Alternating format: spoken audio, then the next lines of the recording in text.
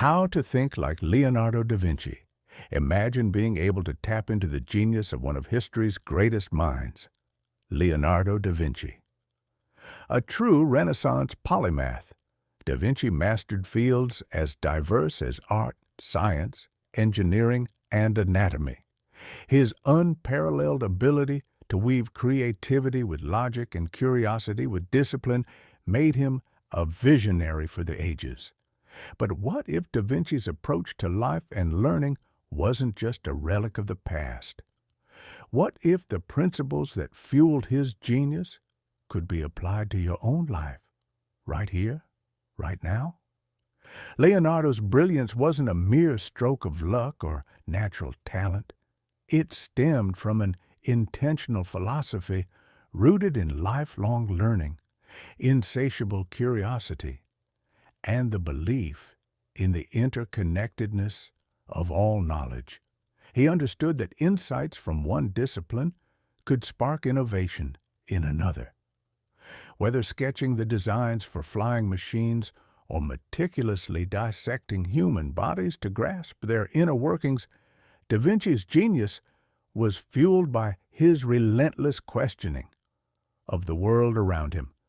By adopting just a few of da Vinci's principles, curiosity, observation, and the pursuit of knowledge, you too can unlock greater creativity, enhance your problem-solving abilities, and discover deeper fulfillment in your personal and professional life.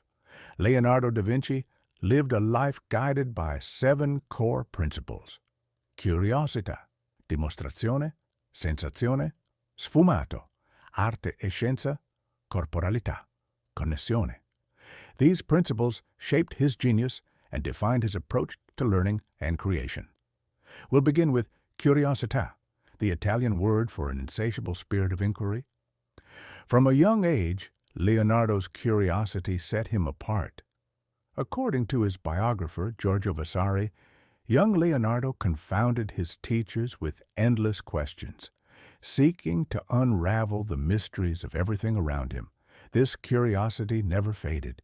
It fueled his desire to learn and understand the essence of the world. As an artist, for instance, he delved into human anatomy so deeply that he performed dissections to understand muscle and bone structure just so he could portray the human form with precision. Whether designing flying machines or imagining submarines, Leonardo's mind constantly pushed him to explore the impossible. The good news is that curiosity isn't just for Renaissance geniuses. It's a skill you can develop in your own life. A practical starting point is to do what da Vinci did. Carry a journal everywhere you go. Leonardo's hundreds of notebooks were filled with questions, observations, sketches, and ideas, essentially a stream of consciousness documenting his interactions with the world. You can mirror his habit by recording anything that piques your curiosity.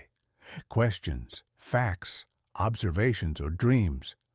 Challenge yourself to make a list of 100 questions in a single sitting, ranging from the philosophical, such as, what is the nature of time, to the trivial, like, why do we yawn when we're tired? Don't overthink it. The goal is to let your mind wander. When you review this list, you might discover recurring themes that point to deeper areas of interest. By honing your questioning ability, something Leonardo excelled at, you're more likely to find innovative solutions to problems, whether creative or practical. Often, the key to solving a problem isn't in finding the right answer, but in asking the right question. History shows us that entire civilizations evolved by reframing the questions they asked. For example, early nomadic societies focused on the question, how do we get to water? However, once they reframed it to, how can we bring water to us? Humanity developed settled agrarian societies. Likewise, in your life, rethinking the questions you ask can lead to breakthroughs in creativity, work, and personal growth. Imagine being trained in the bustling workshop of a Renaissance master where every day was an opportunity to learn through hands-on practice, not textbooks. This was the world of Leonardo da Vinci. As an apprentice in the studio of Andrea del Verrocchio, one of Florence's most renowned artists, Leonardo was immersed in a system that prioritized doing over theory. From mixing pigments to sculpting, apprentices learned by working alongside their masters, engaging with real materials and processes. This practical approach shaped Leonardo's lifelong philosophy of learning, known as dimostrazione, or learning through experience. To apply dimostrazione in your own life, start by reflecting on the most influential experiences you've had. What did these teach you, and how do they shape your beliefs and actions today? Take it a step further. Challenge your assumptions.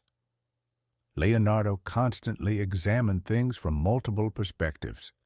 Can you do the same with your deeply held beliefs? Perhaps a belief you formed in childhood about success, failure, or creativity is worth re-examining. Mistakes, Leonardo knew, are essential for innovation. Ask yourself, what did you learn about mistakes growing up? Reflect on your biggest mistake and the lessons it taught you. What mistakes do you still repeat? Now, try a stream of consciousness writing exercise on what you would do differently if you had no fear of making mistakes. Like Leonardo, building resilience and self-belief is key.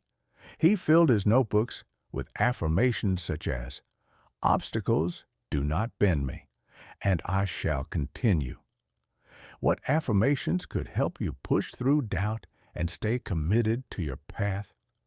Creating your own will help you embrace mistakes as stepping stones to genius. Imagine experiencing the world the way Leonardo da Vinci did, through senses so finely tuned that they unlocked new dimensions of creativity and understanding. For Leonardo, the five senses were not just tools for basic survival. They were gateways to a heightened experience of life. As a master painter, he developed an extraordinary sense of sight, capturing the subtleties of light and shadow in works like The Last Supper. But his sensory awareness didn't stop there. He was also a musician, a foodie who savored meals, and a lover of tactile beauty, furnishing his home with fine fabrics like velvet and lace when he could afford it. This principle of sensazione, or the continual development of the senses, was central to his genius, and it's something you can cultivate in your own life. To strengthen your sensory faculties, start with sight. Visit a museum or gallery and spend time with your favorite artwork. Instead of rushing by or snapping a photo, pick one painting and observe it for at least 10 minutes. What details emerge over time? You can also practice positive visualization. Imagine yourself achieving a specific goal with vivid detail, engaging all your senses in the process. For hearing, try layered listening, a mindful exercise where you focus on identifying the different layers of sound around you.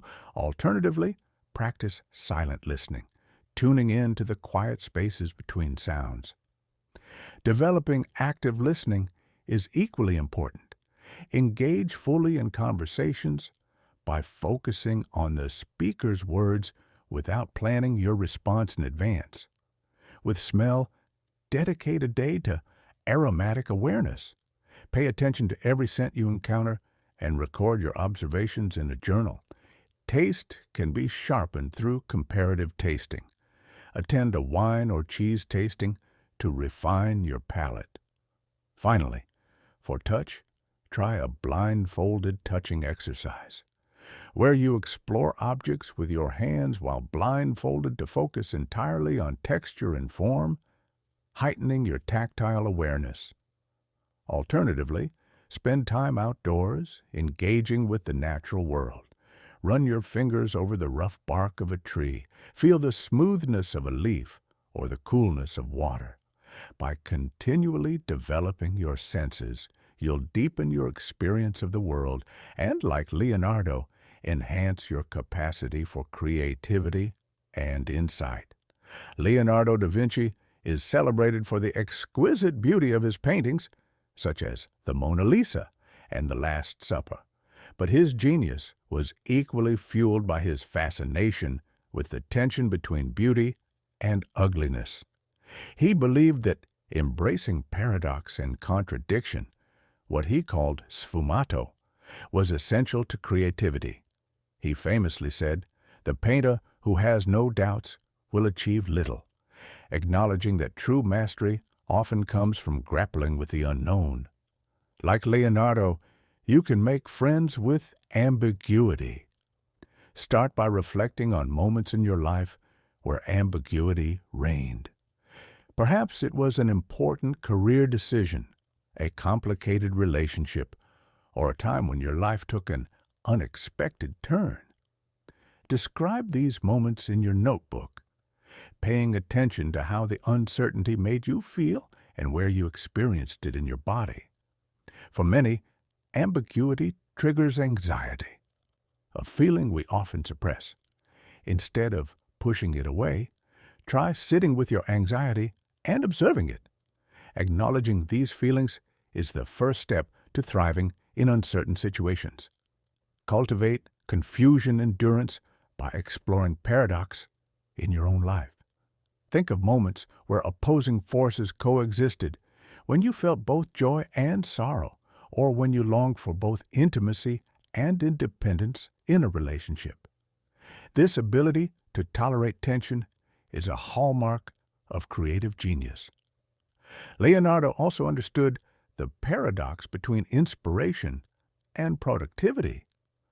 While known as one of history's most prolific men, he knew the importance of downtime. When criticized for taking breaks while painting The Last Supper, he responded that the greatest geniuses sometimes accomplish more when they work less. In the 1960s, Nobel laureate Roger Sperry's research on brain hemispheres introduced the concepts of right and left brain thinking into popular conversation. The left brain, associated with logic, analysis, and STEM fields, became the dominant focus in education and society. Meanwhile, the right brain, responsible for creativity, imagination, and holistic thinking, was often neglected. This divide can limit our potential. Leonardo da Vinci, however, offered a different model.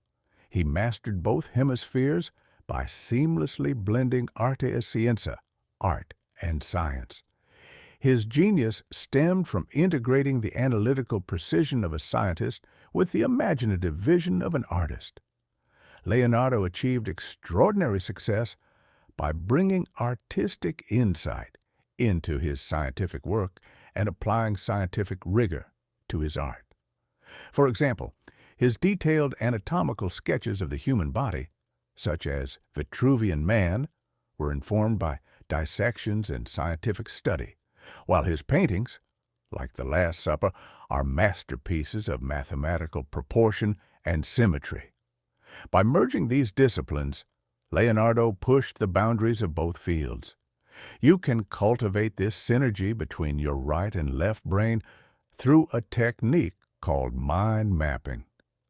Mind mapping involves visually organizing your thoughts around a central idea, using branches to represent related concepts. This encourages both creative brainstorming and logical structuring. To create your own mind map, start with a central theme, perhaps a goal, creative project, or dream.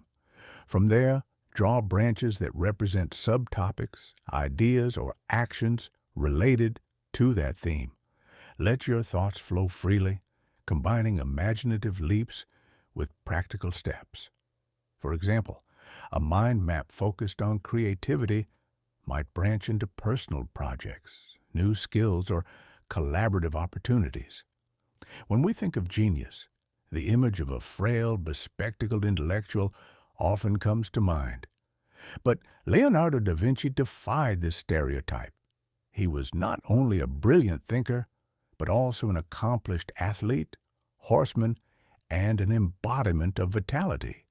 His holistic approach to life and work is encapsulated in the principle of corporalita, which emphasizes the importance of physical fitness and body awareness in achieving greatness. Leonardo's success wasn't just a product of his intellect, but also his finely honed body and physical presence. To cultivate corporalita in your own life, start by developing a balanced fitness routine. Like Leonardo, who excelled in a variety of physical pursuits, your program should include a mix of strength training, cardiovascular exercise, and flexibility work. Focus on movements that engage the whole body, such as swimming or yoga, and be sure to maintain regularity. This balance will keep both your mind and body in peak condition, much like Leonardo's active lifestyle. The Alexander technique is an excellent tool for improving body awareness and reducing tension. This method focuses on efficient posture and movement. A simple exercise you can try involves sitting down and standing up. Focus on doing so with minimal effort, imagining your body as light and balanced, while maintaining alignment throughout. Finally, achieving a balanced resting state is essential to corporalita. To cultivate this, lie flat on your back in a quiet space with your knees bent and feet flat on the floor. Close your eyes and breathe deeply, concentrating on relaxing one area of your body at a time. Start with your neck, shoulders, and back, letting the tension melt away with each exhale.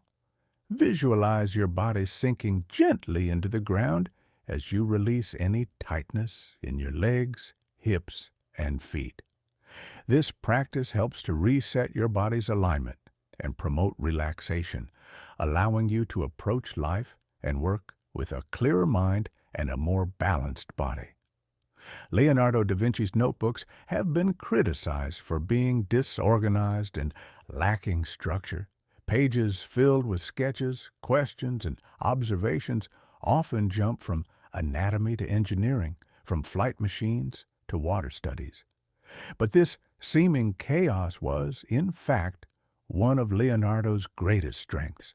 His refusal to neatly categorize his thoughts allowed him to see unexpected connections, sparking groundbreaking ideas. This was the essence of connessione, the principle of interconnectedness, which guided his ability to make creative leaps between seemingly unrelated fields. You can cultivate connessione by embracing the idea that everything is connected. Start by contemplating wholeness. What does it mean to you? Consider how your actions, thoughts, and environment influence one another, and reflect on the broader relationships in your life. To further explore connessione, try an intellectual exercise where you find as many connections as possible between two disparate objects, like an oak leaf and a human hand. How might their structures, functions, or symbolic meanings overlap? This trains your mind to see relationships where others see none. Another way to emulate Da Vinci's genius is through imaginary dialogues. Picture yourself having a conversation with thinkers from different fields. What would Miles Davis say about creativity? How might Susan B. Anthony approach problem solving? Use these dialogues to bounce your ideas off of different perspectives and enrich your thinking.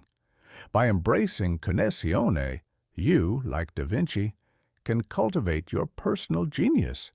Recognizing the hidden links between diverse ideas and disciplines will unlock your creativity and allow you to think beyond conventional boundaries. The main takeaway of this summary, To How to Think Like Leonardo da Vinci by Michael J. Gelb, is that Leonardo da Vinci's genius came from his commitment to lifelong learning, curiosity, and interdisciplinary thinking, blending creativity with logic across art, science, and engineering. By adopting his habits, such as questioning, hands-on learning, sensory awareness, and embracing ambiguity, anyone can unlock greater creativity and problem-solving skills. Okay, that's it for this summary. We hope you enjoyed it. If you can, please take the time to leave us a rating. We always appreciate your feedback. See you in the next summary.